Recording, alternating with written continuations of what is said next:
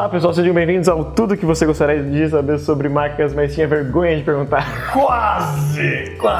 Tudo o que você sempre quis saber, não verdade. Gostaria. Mas tudo bem, se você quiser colocar gostaria, tudo aquilo que você tem desejo, tudo aquilo que você tem dúvidas, manda pra gente que a gente responde. Aliás, para mandar a pergunta tem que ser no link da postagem, tá? Se você escrever o texto na postagem do Face, não adianta, tem que mandar ali o link pra gente. Então, eu sou o Guilherme Sebastiani. Sou Paulo Lima.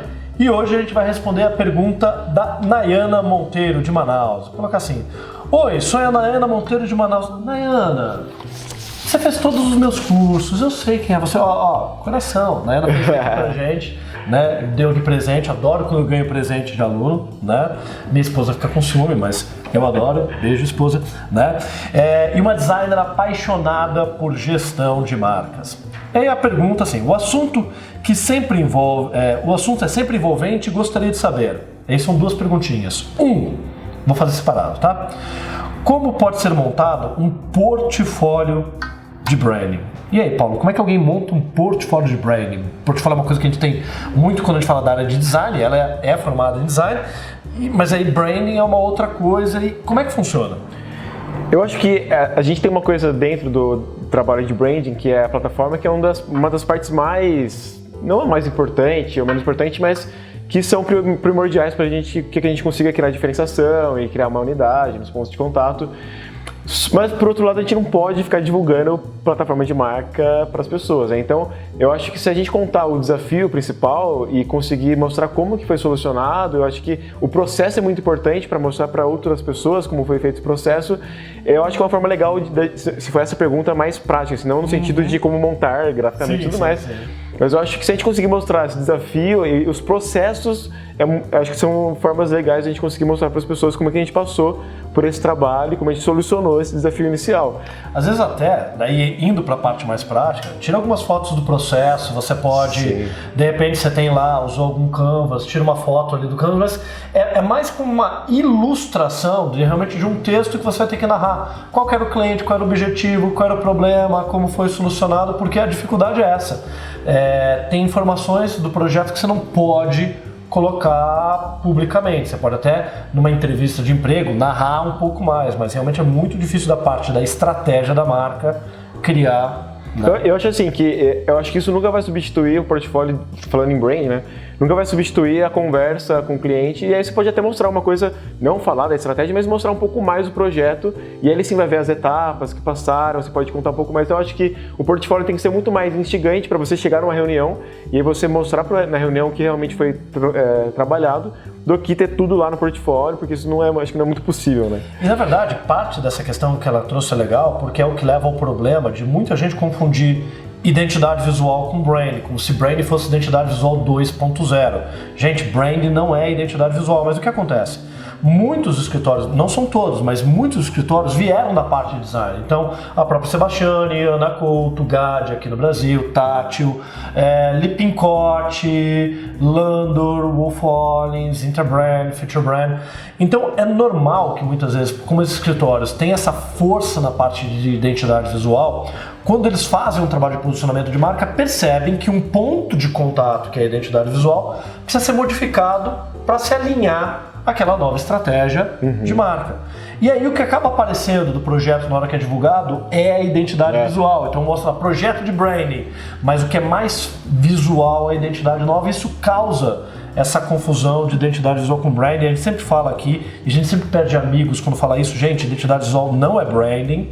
Se você quer aprender branding, tem vários caminhos. Você que é designer, como eu sou, para atuar nessa área, mas não começa a dizer que você trabalha com branding porque você está fazendo uma partezinha ali do branding. Não seja um micreiro do branding, tem que aprender de verdade para poder aplicar. E a segunda pergunta da Nayana é: como construir uma carreira e uma experiência na área? Eu até posso contar um pouquinho dessa minha trajetória, assim, porque Legal. Eu acho que tem duas formas, deve ter mais formas, mas claro que uma você pode investir para trabalhar numa agência ou trabalhar no escritório de branding. Mas eu acho que os escritórios de branding no Brasil ainda são poucos, assim, se a gente parar para pensar em referências, que a gente tem algumas referências legais, mas tem um outro caminho que é você buscar o máximo de especialização e o máximo de conhecimento para aos poucos você começar a montar a sua própria metodologia. Então, o Guilherme foi uma das pessoas em que eu me inspirei, como Padilha, como outras pessoas no mercado, para montar a minha metodologia. Daí você vai ter referência de profissionais, tem referência do Acker, do Keller, dos maiores autores bibliográficos que a gente tem hoje no mercado. E aos pouquinhos você vai montando com a experiência prática seu próprio projeto, sua própria metodologia.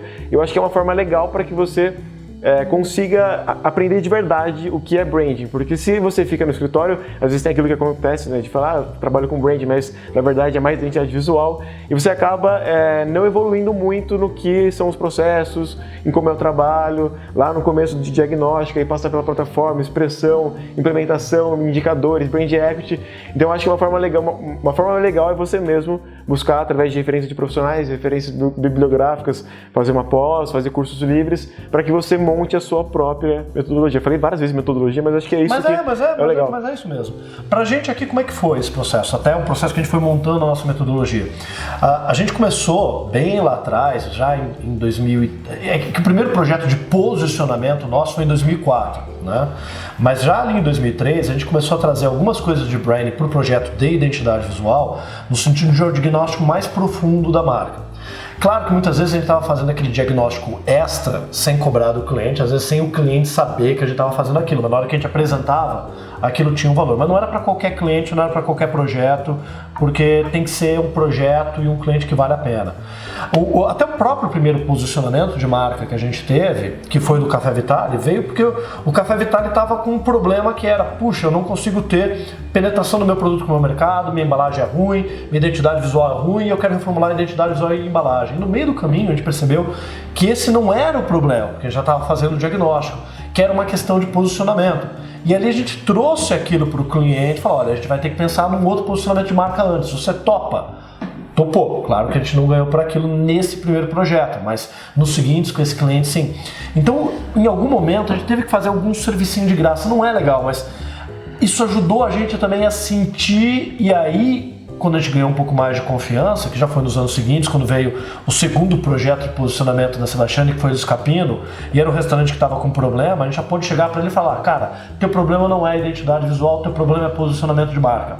Vamos fazer um posicionamento de marca? Talvez nem precise mudar a marca e a identidade visual no final. E aí a gente fez, e todo o diagnóstico deu, o problema principal era a falta de posicionamento, e o ponto de contato que ele mais precisava trabalhar era a arquitetura, nem era o logo. No logo a gente deu uma mexidinha básica, só para ele eliminar problemas técnicos e esquizofrenia de marca, mas realmente aos poucos. Demorou para a gente conseguir chegar na posição atual de falar, cara, você quer posicionamento de marca, isso é importante, isso tem valor, você não quer?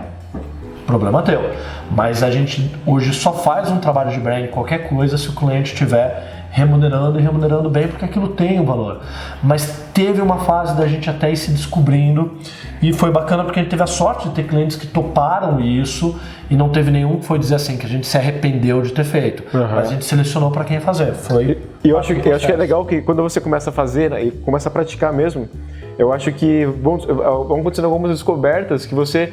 Pô, no comecinho lá, comecei a fazer um projeto e aí eu vi que eu precisava entender mais sobre uma parte do branding, você vai buscar referência e você vai criando ferramentas para solucionar. Eu acho que muito que você falou de designer e tudo mais que acaba virando, é por isso, né? O designer ele quer encontrar e solucionar problemas, não é só criar algo visualmente. E aí eu acho que por isso que muita gente que começa com o designer, ele acaba virando depois um estrategista, né? Mas aí é o ponto que eu vou discordar de você. Eu acho que os designers que têm essa fixação pelo problema são aqueles que vão ter tesão no branding, estão interessados em desafiar um problema. Tem muita gente na área de design que vai realmente pela questão da criatividade. E é até um problema, porque uma coisa que eu brinco assim, de novo, vou perder metade dos meus 4 seguidores aqui no YouTube, né? Então semana que vem a gente só vai ter 2, mas designers não gostam de criar. Não tô falando do cara que gosta de problema, designers não gostam de criar. Designers gostam de aprovação. Eu tive a grande vantagem na minha vida de não saber desenhar bem. Então, meu irmão sabia desenhar muito bem.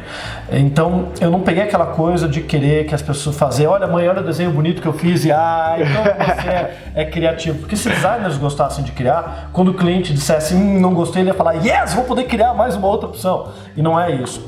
Os designers que vão para a área de estratégia, que vão para a área de brand, são aqueles que querem resolver o problema. Não são aqueles que estão tão, talvez, ligados à criação. Mas de novo, uma visão que eu tenho, eu conheço a Nayana e ela gosta do problema. Então continua obcecada por aprender, por estudar e a fazer esse mergulho no problema, Nayana. Beleza? Beleza. Falou. Então esse foi mais Tudo que você gostaria... Não. Posso de novo aqui? Posso colar? Vamos lá, de novo. Pelas letras. Tudo que você sempre quis saber sobre marcas, mas tinha vergonha de perguntar. Yeah! Até a próxima, pessoal. Valeu. Não, a gente esqueceu do Jabá, mas o Jabá é bem legal. Paulo, o que vai acontecer aqui em São Paulo no dia 5 de novembro? Manifesto Brand, que agora é só Manifesto. É só Manifesto? Mudou. Por quê? Encurtaram o nome? Essa coisa de que o nome curto é melhor? A gente achou, ficou muita referência de nome longo que a gente não gostou, brincadeira. O que acontece com o Manifesto Brand? Que ano passado foi muito legal, a gente recebeu muitas críticas positivas. E aí, Sebastião... Críticas positivas e elogios negativos. Fez sentido, não? Não, foi legal, mas tem crítica positiva. Sim, positiva também. Né? E aí, o que acontece é que esse ano a gente repensou algumas coisas. Então a gente gostou muito do que rolou ano passado, mas foi muito sobre branding, um evento sobre branding. Apesar que a gente não tem branding no nome, é brand, né? Mas muita gente confundia e tinha essa percepção que era um evento de branding. E a gente não queria que fosse um evento de branding. Eu achei que era. Então, não vai ser mais? A gente tá... Eu também aqui. Mas na verdade, ele ainda é um evento de gestão de marcas. E construção de marcas que no final... Mas assim, o que acontece? As pessoas quando ouvem brand, que vai associar branding, acabam, acho que, fechando um pouquinho as caixinhas, sabe? Achar que vai falar sobre naming, ou sobre identidade visual, ou sobre brand equity. E essa percepção é uma percepção que a gente não queria trazer. Então a gente vai falar sobre marcas ainda é o centro, com o pensamento de gestão de marcas para o ser humano. E a gente quer questionar várias coisas. Igual ano passado, a nossa essência não mudou. Mas o que a gente está fazendo é se adaptar ou reformular para o que a gente quer trazer de verdade. A gente quer falar sobre marcas, mas falar sobre antropologia, sobre gênero na publicidade, sobre economia colaborativa, ou seja, temas que não estão na percepção das pessoas, né, ligados a branding diretamente, mas que a gente sabe que ele está ligado à gestão e construção de marcas. Então a gente vai abordar marcas ainda, nossa essência é a mesma, que é entender os códigos sociais e culturais para que as marcas participem ativamente da cultura, mas o que a gente vai estar fazendo é realmente tirar essa percepção que é brand das caixinhas, que a gente quer falar de forma mais ampla. Pô, muito bom, pessoal. No passado foi muito legal. A primeira palestra foi a melhor. Tô zoando. E eu vou estar lá de novo, não palestrando, porque ele não convidou, mas vou estar lá assistindo, né? E vai ser um prazer estar lá, vai ser muito bacana, vá que vale a pena.